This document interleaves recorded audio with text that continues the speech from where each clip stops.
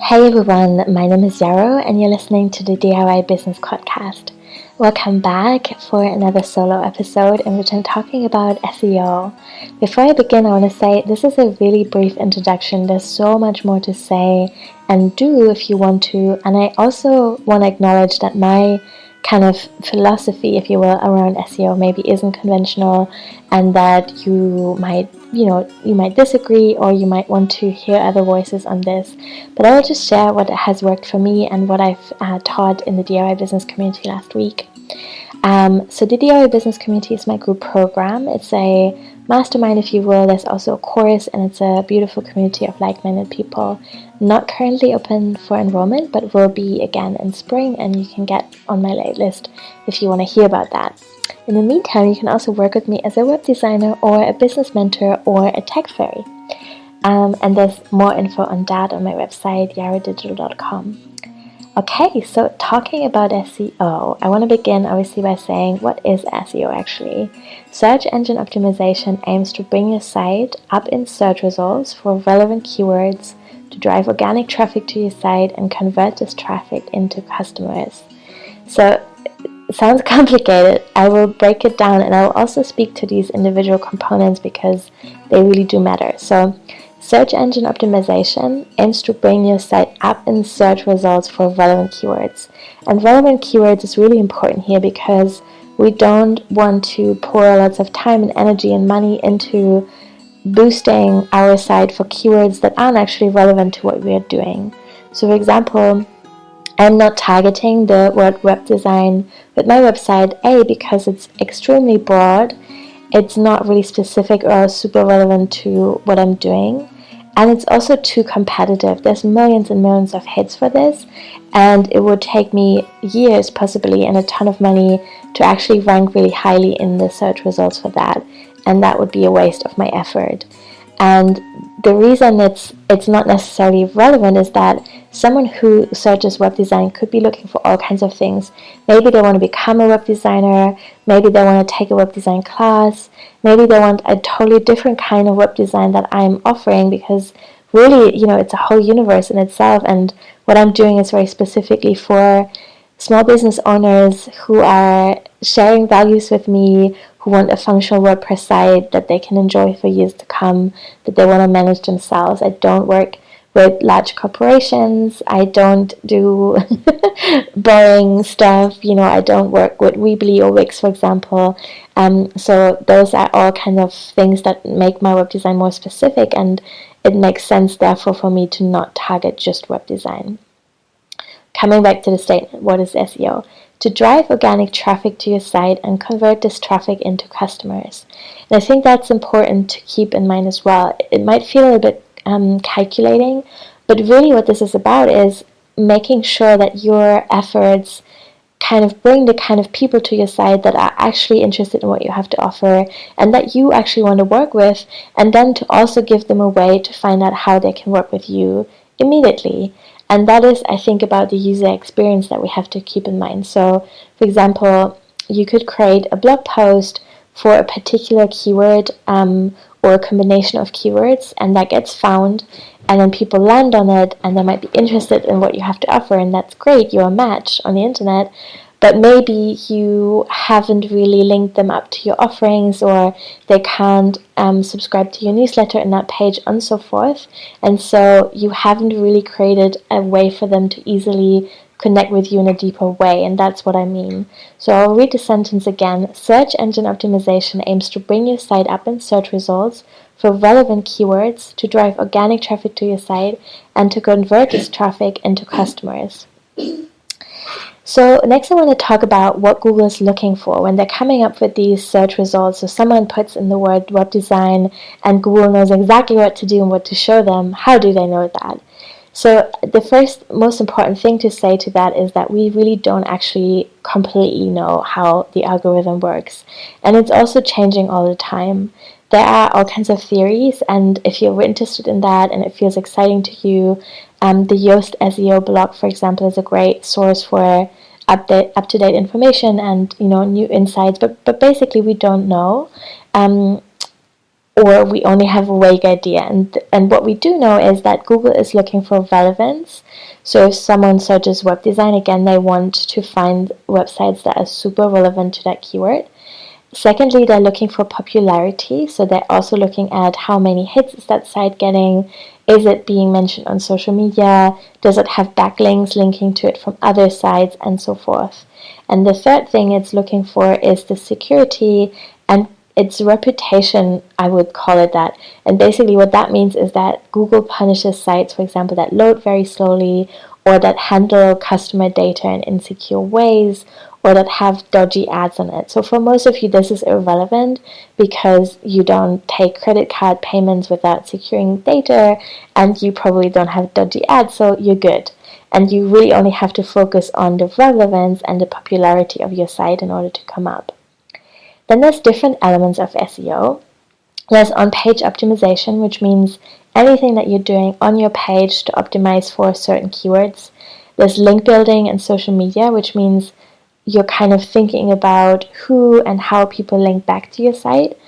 There's content. You want to create frequent content that's relevant to your audience and the keywords that you're targeting. And then there's more technical SEO, and I won't speak to that so much because it's constantly changing, it's pretty complex, and it might just be not so interesting to you. But just to say one thing, the Yoast SEO tool is free. There's a free version of it, and that's pretty good just to get you started on the technical side of things. And the other things to keep in mind is that you want to check that your website loads pretty quickly. That's important, and that it's secured through an SSL certificate. So if you're with WordPress, you want to check with your host if an SSL certificate is included, and if not, then you want to buy one. That's important.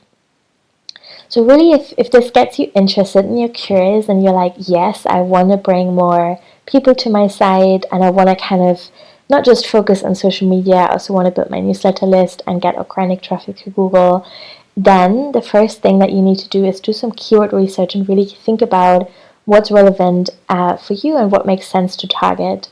So really think about what your audience might be Googling and be as specific as possible with that. As I've already said, I do offer web design, but I don't target web design as a keyword because it's too popular and not specific enough. So what I could do instead would be targeting something like web design for female entrepreneurs, which is a long tail keyword. That's a combination of different words. And that's more specific. I don't actually do that. I could do that. I'm just wanting to give you an example. Another example is if you're a herbalist, you probably wouldn't target herbalism, but you could target something more specific like herbal remedies, or like herbalism for mental health, or herbalism for hormonal health. That's still pretty broad. You could, again, get even more specific, but I'm just giving you an example of something that is a little bit more specific. If you're someone who offers local services or products, it makes total sense to also add your local region in there. So, for example, you could say herbalism for women's health in London. Is a pretty long sentence, or it's not, it's a phrase, not a sentence, but it is a long tail, and it makes a lot of sense because people who do Google this are much more likely to actually want what you have to offer if you are a herbalist in London offering services for women, if that makes sense. If you Google keyword research tools, you'll find all kinds of different tools that you can use to kind of get a feeling for what people are actually searching for. And I really recommend that you play with that for half an hour to get a feeling and some ideas, and then to list all those in an Excel sheet and to kind of prioritize at the top those that you think are most relevant and also achievable. So again, if you think that, like breathwork meditation is super relevant for you, that's great, but it's probably really competitive as well, and you might do better to be more specific and say, I'm targeting breathwork meditation for creative people or artists, for example. So yeah, I can't stress this enough. It's really important to do a little bit of keyword research. Another way of doing this is also just to ask your existing clients what they would Google if they were looking for you. Or maybe they did actually Google something when they were looking for you. So that's good information. And you can also use social media to some extent for this. So in Instagram, for example, if you go in the search function and you put herbalism in there, for example, and then you go to tags, it will give you a long list of related tags, and that could give you some ideas for your niche or area or industry as well. The next thing I really care about sharing is that high quality content is much more important than anything else that you can technically do for SEO. So Google really values quality over quantity. It is good to post new content regularly. That does give you a boost in the ranking, but the quality is really the most important thing, because if it's good quality, Google, the crawling system will recognize that, and it's also more likely to be shared by other people or to be engaged with, which is positive for SEO. And also, just at the end of the day, it leaves a much better impression than a keyword stuffed piece of content that you are just kind of busting out. So about 10 to 15 years ago, keyword stuffing was more of a practice that did actually work at the time. And what people would do is create content or blog posts, for example, that had the same keyword in it, say 20 to 30 times. And they would publish one of those every week, and that would get them ranking for those kinds of keywords. But that's really outdated. It's not working anymore. So all this to say, really, I think it's much more important that you give yourself time and space and, creative energy to create beautiful content that feels really true to you, rather than get too heady about what you could be doing with your SEO. Because again, it also, wouldn't make sense for you to pour your energy into SEO and then people land on your site and what they see as a first impression is just not that great. Might be like a blog post where you're just naming the same keyword 20 times, but it's not inspiring them to work with you in any way. Then that's kind of missing the mark, right? So, really thinking about how you're presenting yourself and what a realistic and sustainable content strategy is for you. I think that's important. I want to tell you a funny little story of an article. So for my other website, daydreamrose.com, a few years ago in my mid-20s, I think, I wrote an article called "What If I Want to Be Single Forever?" And I really didn't have any particular intentions with that in mind. I didn't even really have a business at that time. There was no podcast and so forth. But I published it. And because it's quite specific, it kind of landed me on the first or second page of Google for people searching, "What if I want to be single forever?" And it got me so much traffic, and it always made me laugh. There were years and years where every single day someone would come to my site after Googling what if I want to be single forever. And in a way, it was great because obviously I wanted traffic and I wanted people to read my blog. But it was also kind of pretty irrelevant because I'm not someone who offers people support in being single forever. I don't even have that much to say about it. I don't even think that article was particularly good. When I read it now, I really cringe and I wish I hadn't published it. But, the point is this worked in terms of SEO, but it didn't actually have any positive results for my business. So I think that's something good to keep in mind. So if you're wanting to know more and you want to you've done your keyword research and you want to take your next steps, if you're on WordPress, which I recommend, then working with the Yoast SEO plugin is a great way to get more ideas for how you can optimize your content. So I don't want to go into that in too much detail because it really depends on what platform you're on, what goals you have, and so forth. But generally, tagging your content is important. You can tag your images as well. You can work with keywords in your headlines. You can make sure that your site loads pretty fast. You can register your site for Google Webmaster Tool to make sure that it's easy to crawl for Google. And you can compress your images, which you might also find free tools to do this with, and that's helpful as well. And then a last piece of advice I want to share is that it's really good also to think about ways in which you can build organic backlinks to your site and grow your reputation that way. So a backlink link is anytime someone else links to your site and recommends it in that way. That's really positive for SEO. So you could, for example, at the end of a blog post just say, hey, if you like this, why don't you share it? And then you can have social sharing buttons there. Social sharing buttons are different than social following buttons. Follows are just someone clicks and then they follow you on Instagram or whatever platform they choose. And the social sharing button just means that they click and then they automatically share your piece of content on the different channels. So you're just making that easier for them and you're inviting them to do that. And I think that really makes sense because people forget, but when you ask them nicely, they might well do that and feel quite pleased that they have something to share with their friends that they have found exciting. You can also, of course, see if you can be invited as a guest blogger. You can become a guest on podcasts and receive backlinks that way. You can write guest articles for wider networks like news networks or bigger blogs. And you can see if you can swap links with people's recommendations or resource sections.